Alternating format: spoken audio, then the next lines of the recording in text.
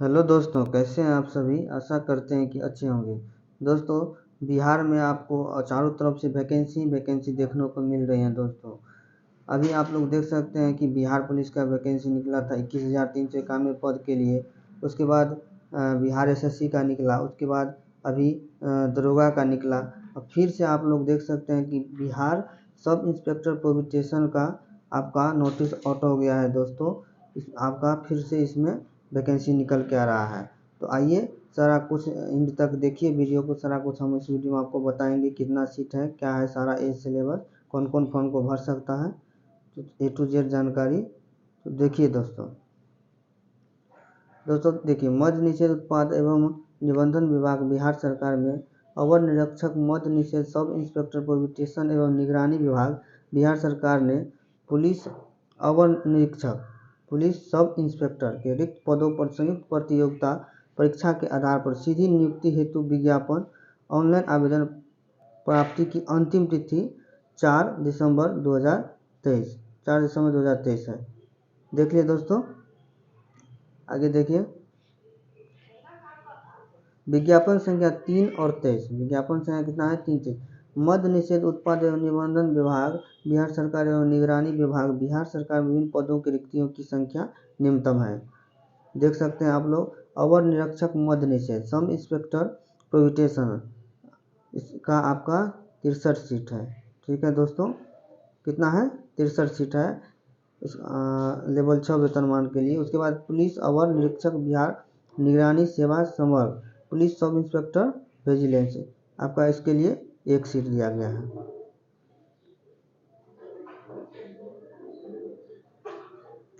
इन पदों पर नियुक्ति हेतु संयुक्त प्रतियोगिता परीक्षा आयोजित की जाएगी। इसके लिए विज्ञापन संख्या 3 और 23 यहाँ जारी किया जा रहा है। ऑनलाइन आवेदन पत्र भरने की प्रक्रिया 4 नवंबर 2023 से प्रारंभ हो जाएगा।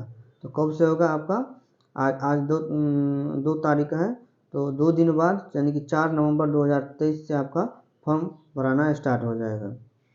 उक्त पदों पर चयन के लिए बिहार पुलिस अवर सेवा आयोग द्वारा अभ्यर्थियों से ऑनलाइन आवेदन पत्र प्राप्त किया जाएगा। एक अभ्यर्थी द्वारा मात्र एक ही ऑनलाइन आवेदन पत्र किया जा सकता है। आवेदन पत्र भरने से कम अभ्यर्थियों से पद की प्राथमिकता के विषय में पूछा जाएगा, जिसे देना अनिवार्य है। मद्य निषेध उत्पाद एवं निबंधन विभाग बिहार सरकार में अवर निरीक्षक मद्य तथा निगरानी विभाग बिहार सरकार में पुलिस अवर निरीक्षक के पदों पर नियुक्ति हेतु। तो चलिए और जो इम्पोर्टेंट जानकारी हम सर आपको दे देते हैं वीडियो में।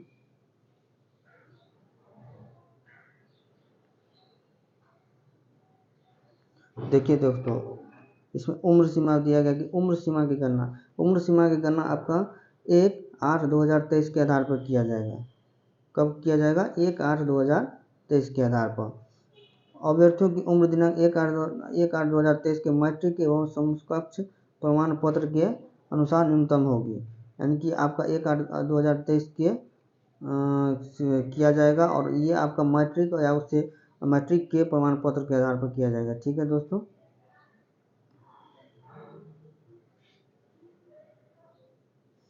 अनारक्षित अगर जनरल कोटि के लिए जो है पुरुष के लिए न्यूनतम सीमा जो है 20 वर्ष है और अधिकतम 37 वर्ष, और महिलाओं के लिए 20 वर्ष न्यूनतम और अधिकतम 40 वर्ष। पिछड़ा वर्ग और अत्यंत पिछड़ा वर्ग यानी कि BC और EBC के पुरुषों और महिलाओं के लिए न्यूनतम सीमा 20 वर्ष और अधिकतम 40 वर्ष। SC/ST के लिए आपका न्यूनतम दिया गया है 20 वर्ष, अधिकतम 42 वर्ष। ठीक है दोस्तों, देखिए शारीरिक मापदंड देखिए क्या क्या है इसमें। ऊंचाई, सीना, वजन और के लिए कोई अंक देन नहीं होगा। इसमें जो है आपका खाली ऊंचाई, सीना, वजन फिजिकल में जो है इसमें कोई अंक निर्धारित नहीं है। इसको आपको खाली पास होना है। ठीक है दोस्तों, तो ये अच्छे से समझ लीजिए कि इसमें आपको मतलब कि पास होना है। आपका मेरिट जो बनेगा, तो मेरिट वो आपका सेकेंड फिजिकल एफिशिएंसी बनेगा, जो आप मतलब सेकेंड एग्ज़ाम जो होगा मेंस एग्ज़ाम उसी के आधार पर बनेगा। और इसमें जो है फिजिकल जो दिया गया है उसमें आपको खाली पास होना है। ठीक है दोस्तों, अनारक्षित अगर जनरल से आप हैं तो उसके लिए आपको 165 सेंटीमीटर हाइट होना चाहिए। देखिए अगर अत्यंत पिछड़ा वर्ग ईबीसी अगर है तो पुरुष के लिए आपको 160 सेंटीमीटर हाइट लगेगा। फिर SC/ST के लिए 160 सेंटीमीटर, और सभी वर्गों के महिलाओं के लिए सभी वर्गों की महिला के लिए 155 सेंटीमीटर।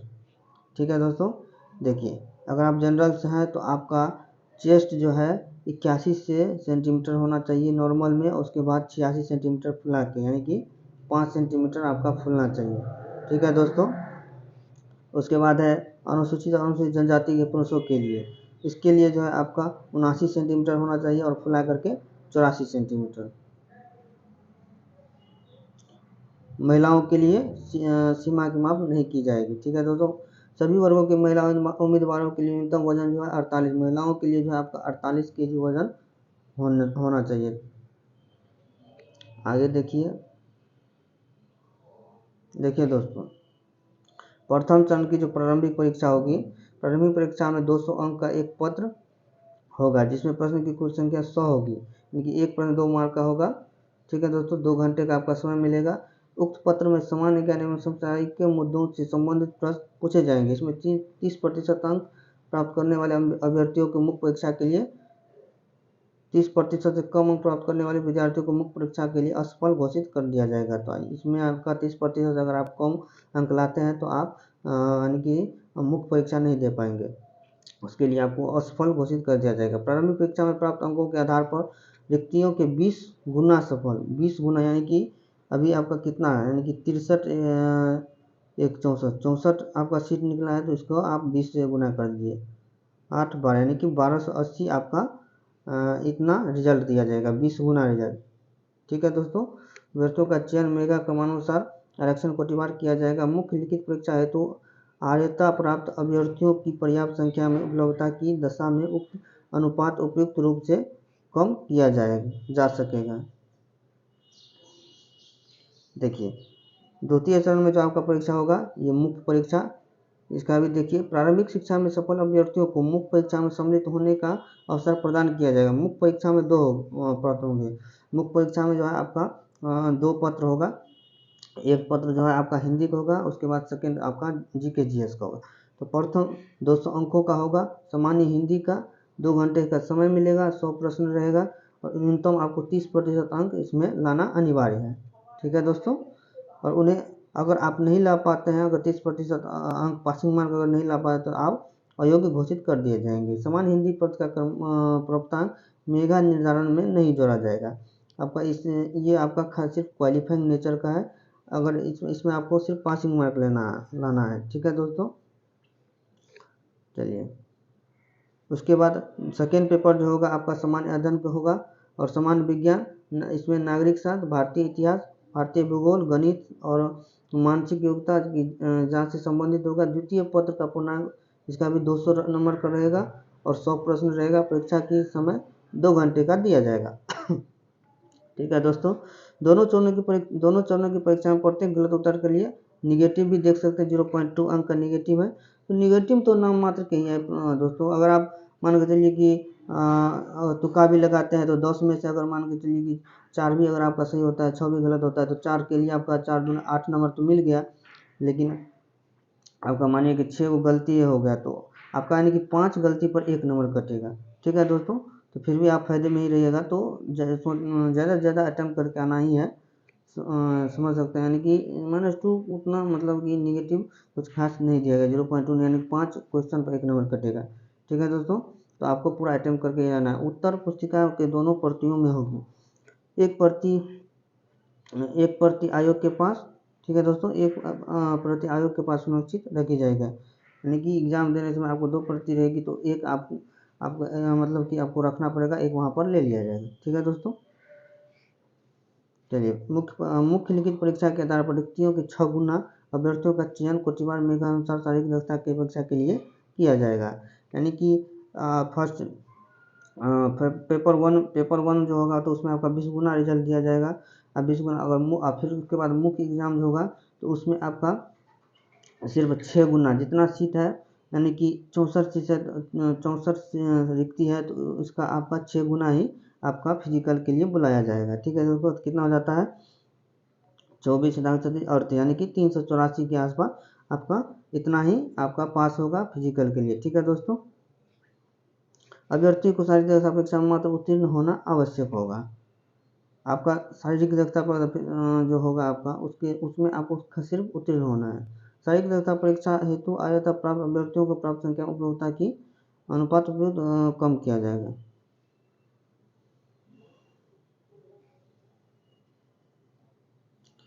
देखिए रनिंग सभी देखिए क्या क्या है। देखिए रनिंग जो है आपका सभी कोटि के पुरुषों के लिए जो है आपका 1 यानी कि 1 मील 1.6 किलोमीटर 1600 मीटर की दौड़ है, आपको 6 मिनट 30 सेकंड में दौड़ना पड़ेगा।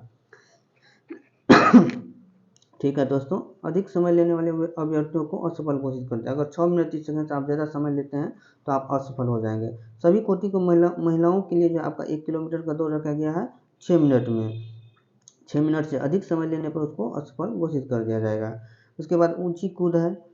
ठीक है, सभी कोटि के पुरुषों के लिए जो आपका 4 फीट आपका न्यूनतम ऊंची कूद है। 4 फीट से अगर कम आप कूदते हैं तो आपको असफल घोषित कर दिया जाएगा। सभी कोटि की महिलाओं के लिए जो है 3 फीट है। 3 फीट से आप अगर कम नहीं कूद पाते हैं तो आपको असफल घोषित कर दिया जाएगा। ठीक है दोस्तों, लंबी कूद लॉन्ग जंप देख लीजिए। लॉन्ग जंप जो है सभी कोटि के पुरुषों के लिए जो है आपका 12 फीट दिया गया है। 12 फीट आपको लॉन्ग जंप, इससे आप कम अगर नहीं कूदते हैं तो आपको असफल घोषित कर दिया जाएगा। उसके बाद सभी कोटि की महिलाओं के लिए जो है 9 फीट दिया गया है। 9 फीट से अगर आप कम कूदते हैं तो आपको असफल घोषित कर दिया जाएगा। गोला फेंक की बात करें तो गोला फेंक में जो है आपकी सभी कोटि के पुरुषों के लिए वह 16 पॉइंट का गोला है और 16 फीट आपको फेंकना है। अगर 16 फीट से अगर आप नीचे फेंकते हैं, अगर उतना नहीं फेंक पाते हैं तो आपको असफल घोषित कर दिया जाएगा। ठीक है दोस्तों, अगर 16 फीट से कम फेंकने वाले पुरुष अभ्यर्थियों को असफल घोषित किया जाएगा। महिलाओं के लिए 12 पॉइंट का गोला है, 10 फीट फेंकना है। ठीक है दोस्तों, 10 फीट से नीचे फेंकते हैं तो महिला उसको असफल घोषित कर दिया जाएगा। नियम समय पुरुषों के लिए 6 मिनट 30 सेकंड और महिलाओं के लिए जो 6 मिनट दौड़ पूरी करने के अभ्यर्थियों की ऊंची कूद, लंबी कूद, गोला फेंक स्पर्धाओं में न्यूनतम निश्चित मापदंड पूरा नहीं करने पर असफल घोषित कर दिया जाएगा। अगर जितना दिया गया अगर उससे उतने समय आप नहीं पूरा करते हैं तो आपको असफल घोषित कर दिया जाएगा।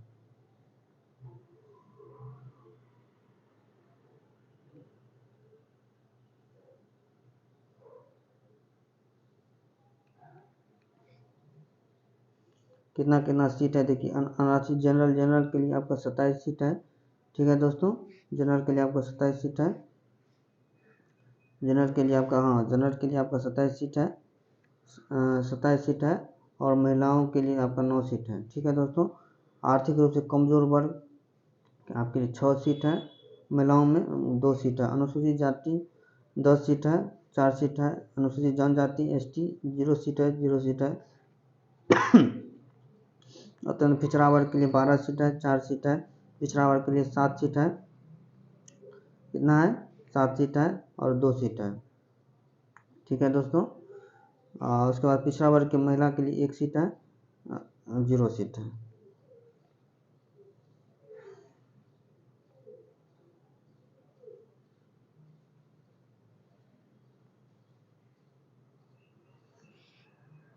तो ठीक है दोस्तों, मैंने आपको लगभग सारा जानकारी दे दिया।